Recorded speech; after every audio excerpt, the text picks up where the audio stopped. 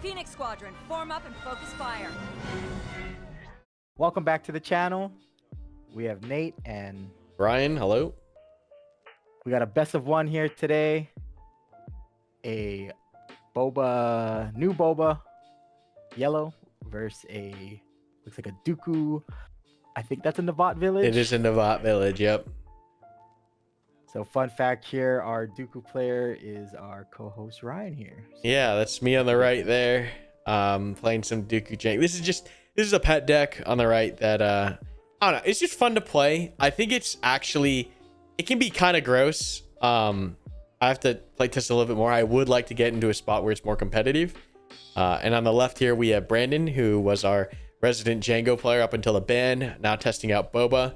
And it is yeah, so that's the matchup. Played Boba quite extensively just at sectors and whatnot, so I think at this point I know the lines better than Brandon does, just because he just swapped to Boba, trying to find a new home for all his red yellow cards. So we're familiar with the Boba, kind of indirect damage, make you squirm, put the damage wherever you need it, and hopefully control enough to where they put the damage on their base here. What are some of the Dooku strategies that you're gonna try to employ here in this game? What is your deck's win con? The win con is get big ships on board, stick big ships, and just do big ship things, kind of like Piet, honestly.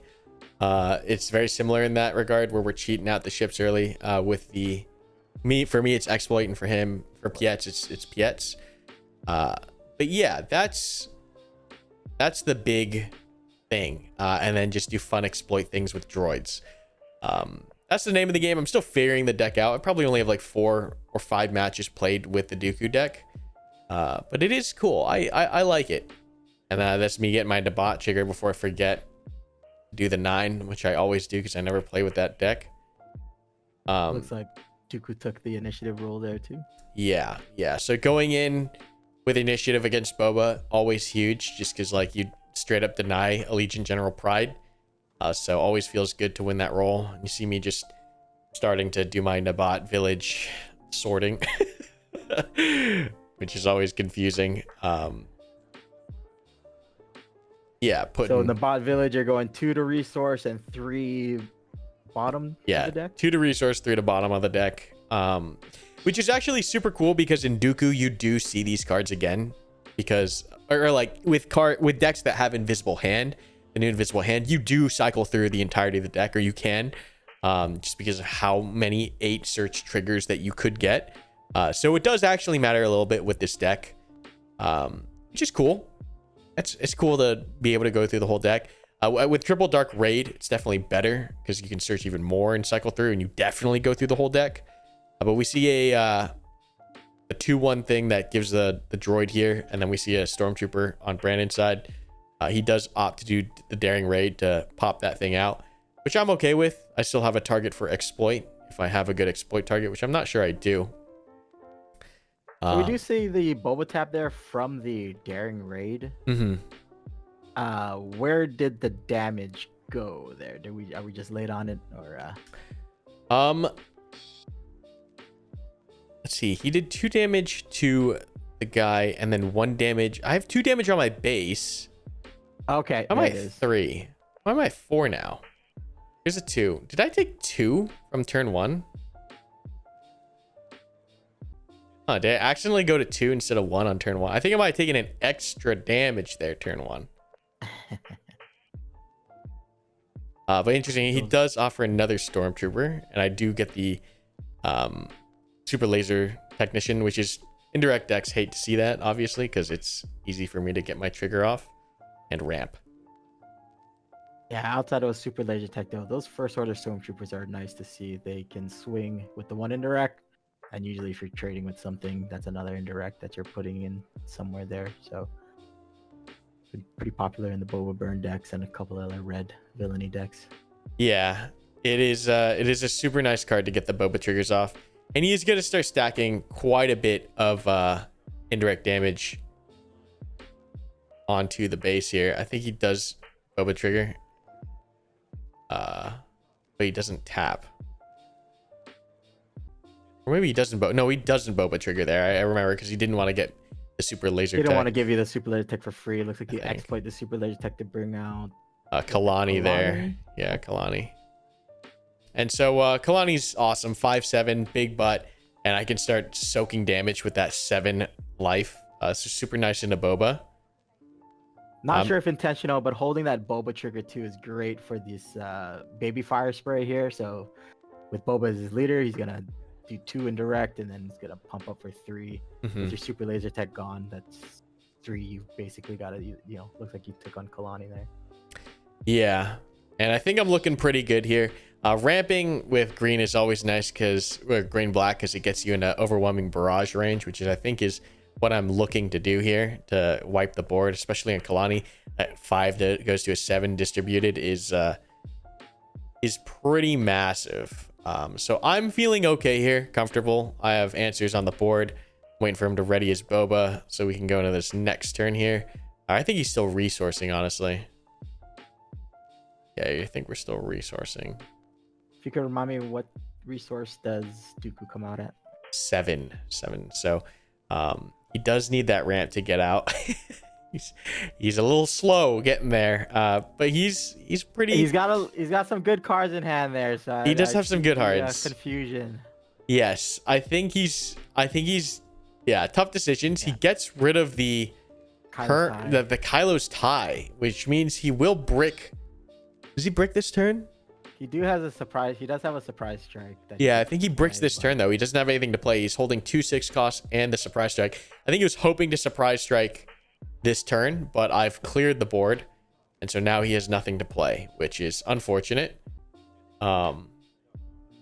Is that a Kalani trigger for those unfamiliar with the Kalani trigger there? No Kalani trigger. That's me overwhelm barraging, and then that would be nice. Now slamming him for 7 damage to base. And then now I'm going to play Political Pressure, which makes him discard a random card. And we hit a surprise strike. Or I make 2 battle droids. He didn't want me to make 2 battle droids. But yeah, that brick does hurt, especially in an aggro deck on such an important turn.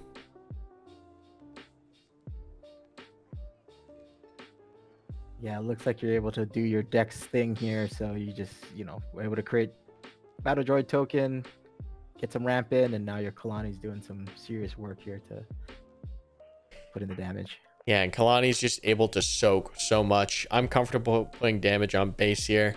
Yeah, I'm looking pretty. I got some big capital ships in hand as well. I do feel a little pressured at this point, just with the amount of damage he was representing with the Ruthless Raider, and then also the Boba flip. I think he can get 2 here as well. He's waiting for me to deploy to get that full value, and he does hit me with that full value. It's like Kalani did get a lot of value there. Yeah, the overwhelming barrage into, I think it was 2 swings with him I got. And now Dooku's swinging in for 5, brings him to 17. I'm going to use Dooku's ability to exploit, bring out the droid, and we're popping down an Invisible Hand, my favorite card in the deck. We're going to search 8 and find a droid. If it costs 2 less, we can play it immediately. And what are your targets here? Is that their yeah, that security droid, which is a 3/1 Sentinel. Super nice target to have. And we're going into the next round here with a solid board state. However, that damage up top is threatening. It is an 8 damage as represented here. I think Brandon does something here. I don't know if I agree with, where he trades. Let's see. I think he has to trade just because I represent lethal on the board with the damage. So I'm forcing him into a really bad spot where aggro decks don't want to be, where they're trading and not killing, or hitting my units and not hitting my base. And he has to hit the Invisible Hand, which absorbs 8 damage that could have hit my base and been bad. Yeah, not having triple dark raid for these yellow black decks we are feeling it. It hurts. Triple Dark Raid is so good. Looks like he is trying to fire spray for an additional 5 damage here. I'm seeing at 12. Still feel okay. We do see... Ooh, we don't see a fire spray. We see a ping. It looks like he's in... Yeah, he is trying to just stem as much... Or, like, stop as much damage coming in as possible. Versus getting aggressive. Yeah, I wonder if the fire spray is a better play here. And then I do play an invincible here, which is just another 6/6 slapped on the board. And he's searching for answers. Yeah. So I think he claims, and I slap. Pilot. No, that's a secret tech there. Okay, that's squad support.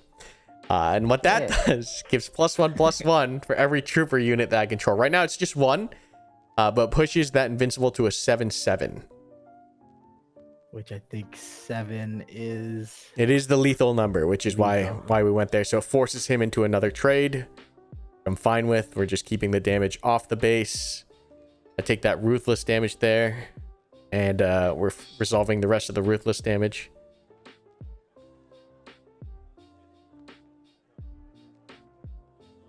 Are you representing 7 or you just... So he does kill the droid there. He does kill the droid. He wants to stop the exploit, I think.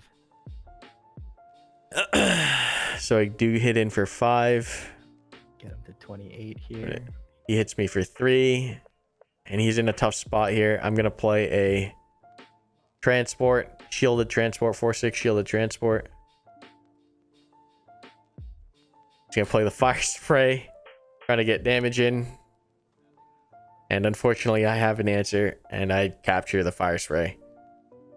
And that awesome. That wraps up this best of 1. People have to look at that card because they have no idea what it does. Yeah, I love playing decks that play cards that no one plays. It's just fun to make decks like that. But yeah, Brandon's still learning this Boba deck. So and the Boba deck does it's gotta, like, I even on my end for my Boba deck, I have to figure out how we play around not having TDR anymore. It is challenging. Not being able to whip out a Devastator for 14 or a Ruthless Raider or a Fetch Fire Spray, Baby Fetch Fire Spray.